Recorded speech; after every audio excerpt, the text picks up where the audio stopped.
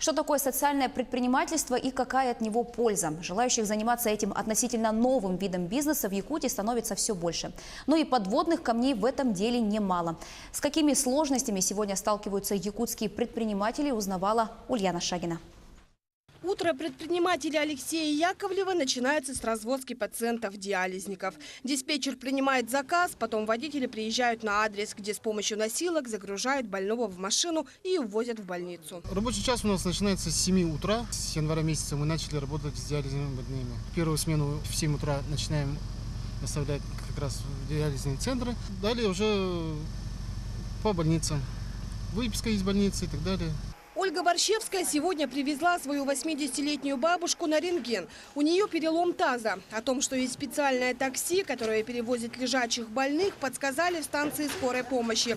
Говорит, очень удобно, пользуются часто. Ездят не только по больницам, но и смогли добраться к родственникам, чтобы бабушка встретила Новый год в кругу семьи. Сегодня мы сделали рентген, УЗИ сделали, все хорошо. И без такси мы бы не смогли.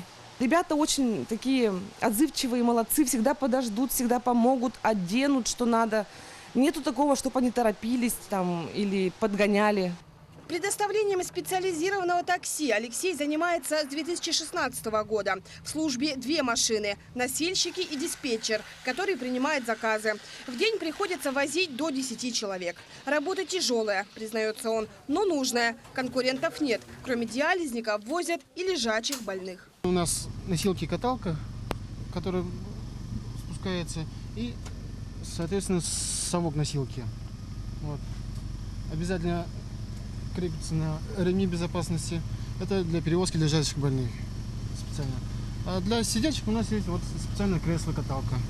Сегодня в Якутии социальным бизнесом занимаются более 1000 человек. С 2015 года для них работает государственная поддержка в виде субсидий. За 3 года ею воспользовались более 56 субъектов малого и среднего предпринимательства.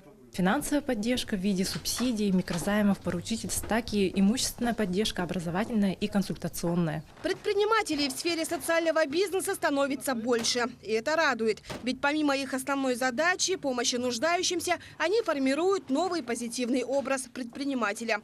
Ульяна Шагина, Джулус Иннокентьев, Якутск.